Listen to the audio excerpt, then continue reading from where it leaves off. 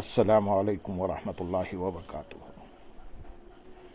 الحمدللہ رب العالمین والصلاة والسلام علی سید المرسلین، اما بعد فاعوذ باللہ من الشیطان الرجیم، بسم اللہ الرحمن الرحیم۔ برادران عزیز و معزز خواتین، آج کی اس نشست میں سورۃ الاعراف کی آیت نمبر 86 سے آیت نمبر 90 تک تمام آیات کا ترجمہ تفسیر پیش کرنے کی سعادت حاصل کی جائے گی۔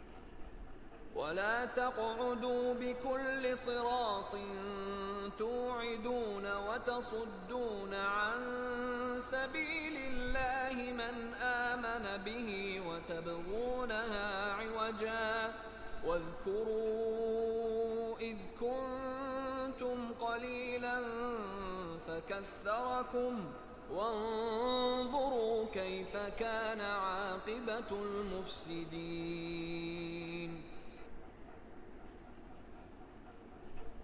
وَإِن كَانَ طَائِفَةٌ مِّنكُمْ آمَنُوا بِالَّذِي أُرْسِلْتُ بِهِ وَطَائِفَةٌ لَّمْ يُؤْمِنُوا فاصبروا حَتَّى يَحْكُمَ اللَّهُ بَيْنَنَا وَهُوَ خَيْرُ الْحَاكِمِينَ۔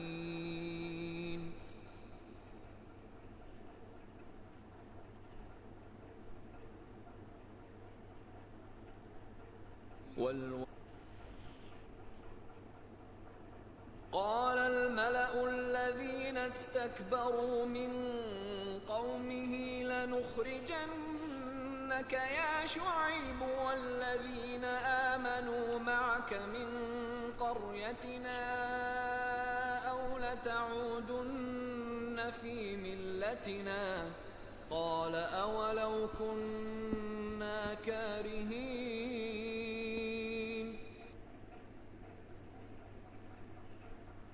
قد افترينا على الله كذبا إن عدنا في ملتكم بعد إذ نجانا الله منها وما يكون لنا أن نعود فيها إلا أن يشاء الله ربنا وسع ربنا كل شيء علما على الله توكلنا ربنا افتح بيننا وبين قومنا بالحق وأنت خير الفاتحين۔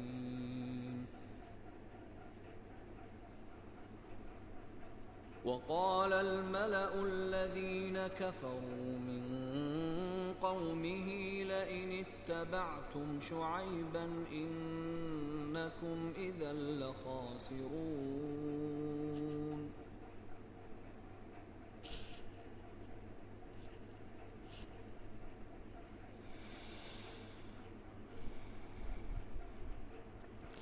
اور ہر راستے پر یوں نہ بیٹھو کہ راہگیروں کو ڈراؤ اور اللہ کے راستے سے ایمان لانے والوں کو روکو، اور تم اس میں ٹیڑھا پن تلاش کرو، اور یاد کرو جب تم تھوڑے تھے تو اس نے تمہاری تعداد میں اضافہ کر دیا، اور دیکھو فسادیوں کا کیسا انجام ہوا۔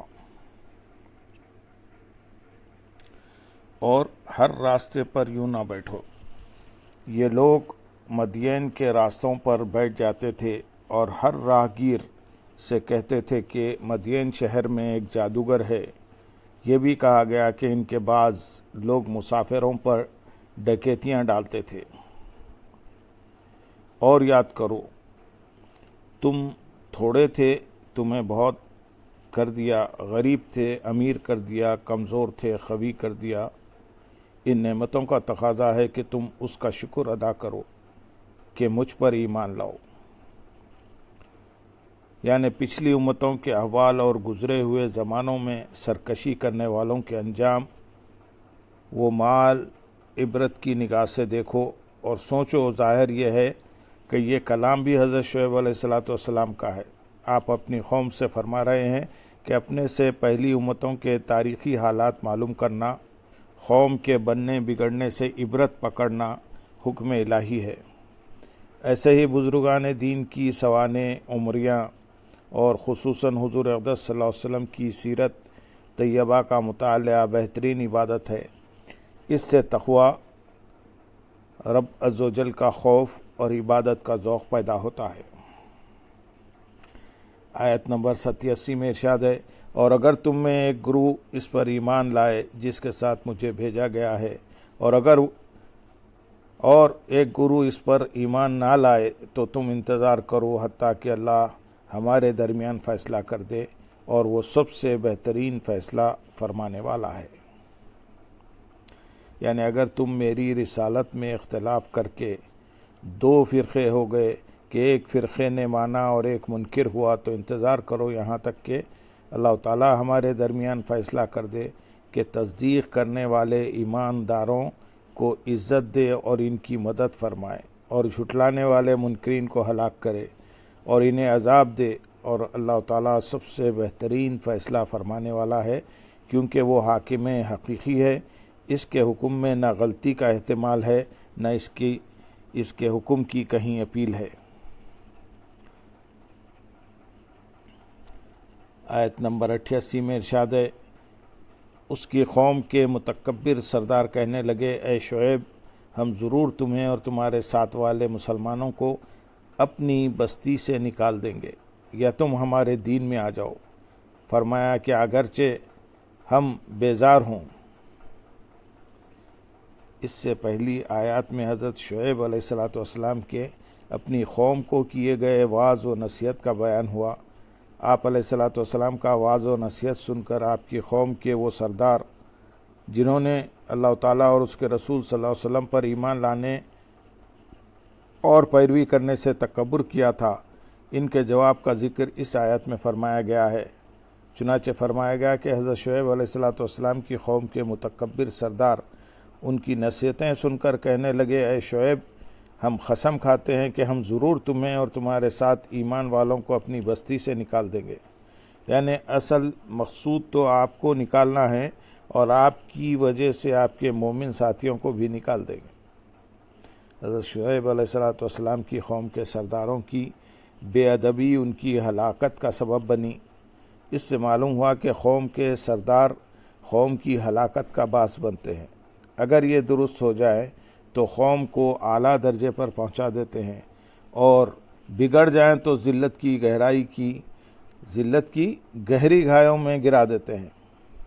تاریخ گواہ ہے کہ مسلم حکمرانوں اور مسلم رہنماؤں کے اعمال، اخلاق اور کردار کی درستی نے جہاں مسلم عوام کی سیرت و کردار کو بدل کر رکھ دیا، وہیں غیر مسلم بھی اس سے بہت متاثر ہوئے، اور ان میں سے بہت سے دامن اسلام سے وابستہ ہو گئے، جبکہ بہت سے اسلام اور مسلمانوں کی دشمنی سے باز آ گئے۔ اسی طرح جب مسلم حکمرانوں اور مسلم رہنماؤں کے اعمال، اخلاق اور کردار میں بگاڑ پیدا ہوا، اور وہ عیش و طرب اور لہو و لعب کی زندگی گزارنے میں مشغول ہو گئے، تو مسلم عوام کی عملی اور اخلاقی حالت اس قدر گر گئی کہ ہنود و یہود تک ان کا حال دیکھ کر شرما گئے، اور اسی وجہ سے کفار کے دلوں میں مسلمانوں کا خوف اور دبدبہ جاتا رہا، اور وہ ایک ایک کر کے مسلمان کے مفتوحہ علاقوں پر قابض ہوتے چلے گئے۔ اور آج مسلمانوں کا حال یہ ہے کہ وہ 50 سے زائد ممالک میں تقسیم ہیں، اور دنیا کے انتہائی قیمتی ترین وسائل کے مالک ہونے کے باوجود کفار کے قبضے میں ہیں۔ اللہ تعالی ہم سب کو اسلاف کے نقش قدم پر چلنے کی توفیق عطا فرمائے۔ آیت کے اگلے حصے میں ارشاد ہے، یا تم ہمارے دین میں آ جاؤ۔ اس کا لفظی معنی یہ بنتا ہے کہ یا تم ہمارے دین میں لوٹ آؤ۔ اس سے ظاہر یہ معلوم ہوتا ہے کہ معاذ اللہ حضرت شعیب علیہ السلام پہلے ان کے دین میں داخل تھے، تبھی تو انہوں نے آپ علیہ السلام کو واپس لوٹانے کی دعوت دی۔ مفسرین نے اس اشکال کے چند جوابات دیے ہیں، ان میں سے 3 یہ ہیں۔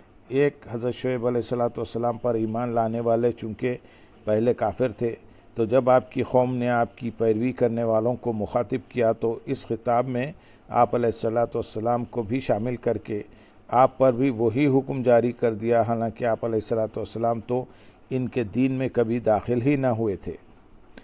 نمبر 2، کافر سرداروں نے عوام کو شک و شبہ میں ڈالنے کے لیے اس طرح کلام کیا تاکہ لوگ یہ سمجھیں کہ آپ علیہ السلام پہلے ان کے دین و مذہب پر ہی تھے۔ حضرت شعیب علیہ السلام نے انہیں جو جواب دیا کہ کیا اگرچہ ہم بیزار ہوں، یہ ان کے اس اشتباہ کے رد میں تھا۔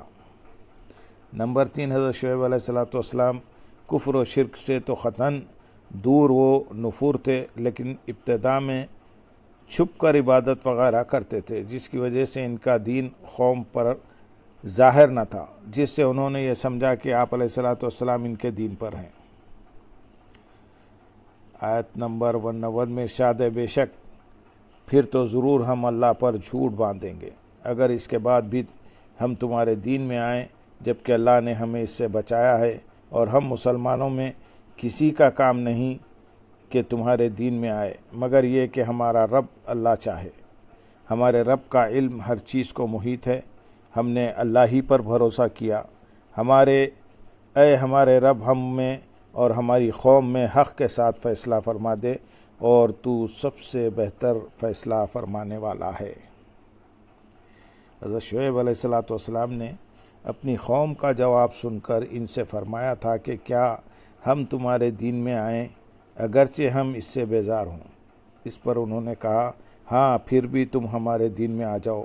تو آپ علیہ السلام نے فرمایا، جب اللہ تعالیٰ نے ہمارے اس باطل دین سے ہمیں بچایا، جب اللہ تعالیٰ نے تمہارے اس باطل دین سے ہمیں بچایا ہوا ہے اور تمہارے باطل دین کی قباحت اور اس کے فساد کا علم دے کر مجھے شروع ہی سے کفر سے دور رکھا اور میرے ساتھیوں کو کفر سے نکال کر ایمان کی توفیق دے دی ہے، تو اگر اس کے بعد بھی ہم تمہارے دین میں آئیں تو پھر بے شک ضرور ہم اللہ تعالیٰ پر جھوٹ باندھنے والوں میں سے ہوں گے، اور ہم میں کسی کا کام نہیں کہ تمہارے دین میں آئے مگر یہ کہ ہمارا رب تعالیٰ کسی کو گمراہ کرنا چاہے تو کچھ بھی ہو سکتا ہے۔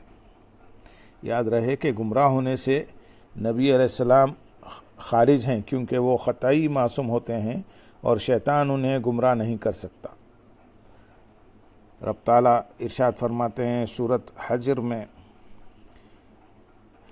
بے شک میرے بندوں پر تیرا کچھ قابو نہیں۔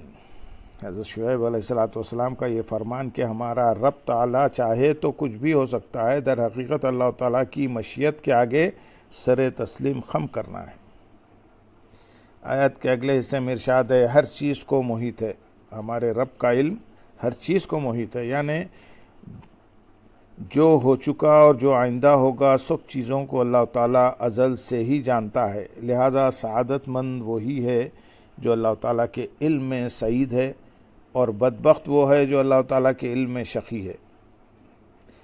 یہ آیت ان آیات کی تفسیر ہے جن میں فرمایا گیا کہ اللہ تعالیٰ ہر چیز کو گھیرے ہوئے ہے، یعنی اللہ تعالیٰ کا علم اور اس کی قدرت گھیرے ہوئے ہے، ورنہ اللہ تعالیٰ جسم و مکان سے اور اس اعتبار سے گھیرنے اور گھرنے سے پاک ہے۔ اس کی مزید تفصیل سورہ نساء کی آیت نمبر 126 کی تفسیر میں ملاحظہ فرمائیں۔ ہم نے اللہ ہی پر بھروسہ کیا، یعنی ہم نے ایمان پر ثابت قدم رہنے اور شریر لوگوں سے خلاصی پانے میں اللہ تعالیٰ ہی پر بھروسہ کیا۔ توکل کا مفہوم یہ ہے کہ اسباب پر اعتماد کرتے ہوئے نتیجہ اللہ تعالیٰ پر چھوڑ دیا جائے۔ توکل ترک کے اسباب کا نام ہے، نہیں بلکہ اسباب اختیار کرتے ہوئے مسبب الاسباب پر اعتماد کرنے کا نام ہے۔ حضرت انس بن مالک رضی اللہ تعالیٰ عنہ فرماتے ہیں، ایک شخص نے عرض کی، یا رسول اللہ صلی اللہ علیہ وسلم، میں اونٹنی کو باندھ کر توکل کروں یا اسے کھلا چھوڑ کر توکل کروں؟ ارشاد فرمایا، اسے باندھ کر توکل کرو۔ آیت کے اگلے حصے میں ارشاد ہے، ربنا، اے ہمارے رب۔ جب حضرت شعیب علیہ السلام کو قوم کے ایمان لانے کی امید نہ رہی تو آپ علیہ السلام نے یوں دعا فرمائی، اے ہمارے رب، ہم میں اور ہماری قوم میں حق کے ساتھ فیصلہ فرما دے، اور تو سب سے بہتر فیصلہ فرمانے والا ہے۔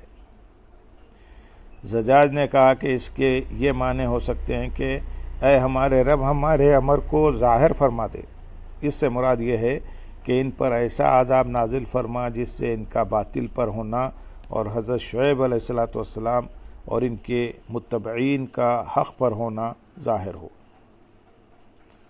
آیت نمبر 90 میں ارشاد ہے، اور اس کی قوم کے کافر سردار بولے کہ اگر تم شعیب کے تابع ہوئے تو ضرور نقصان میں رہو گے۔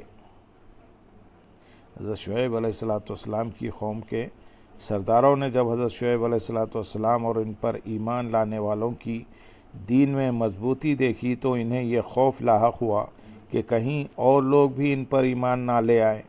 چنانچہ جو لوگ ابھی تک ایمان نہیں لائے تھے انہیں معاشی بدحالی سے ڈراتے ہوئے کہنے لگے کہ اگر تم نے حضرت شعیب علیہ السلام پر ایمان لاتے ہوئے ان کے دین کی پیروی کی اور اپنا آبائی دین وہ مذہب اور کم تولنا کم ناپنا وغیرہ جو کام تم کرتے ہو اسے چھوڑ دیا تو سن لو تم ضرور نقصان میں رہو گے، کیونکہ اس طرح تمہیں تجارتی لین دین میں پورا تولنا پڑے گا۔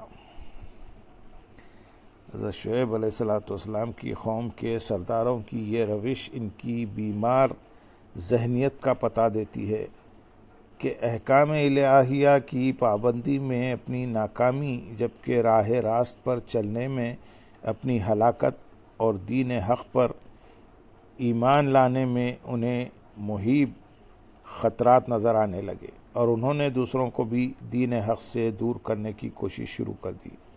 اس طرح کی بیمار ذہنیت کے حامل افراد کی ہمارے معاشرے میں بھی کوئی کمی نہیں۔ اسلام کے اصول و قوانین کو اہمیت نہ دینے والوں، شریعت کے قوانین میں تبدیلی کی رٹ لگانے والوں، زکوٰۃ کو ٹیکس تصور کرنے والوں، رشوت کو اپنا حق سمجھنے والوں، ناپ تول میں کمی کرنے والوں، پردے کو عورت کی آزادی کے خلاف قرار دینے والوں، اسلامی سزاؤں کو ظلم و بربریت شمار کرنے والوں کو چاہیے کہ اہل مدین کے حالات اور ان کے انجام پر غور کریں۔ ہمارے ہاں بھی کتنے لوگ یہ نعرہ لگانے والے ہیں کہ اگر سودی نظام کو چھوڑ دیا تو ہم نقصان میں پڑ جائیں گے اور ہماری ترقی رک جائے گی۔ اس جملے میں اور اہل مدین کے جملے میں کتنا فرق ہے، اس پر غور فرما لیں۔ اللہم صلی علی سیدنا محمد وعلی آل سیدنا محمد وبارک وسلم وآخر دعوانا ان الحمد للہ رب العالمین۔ سبحان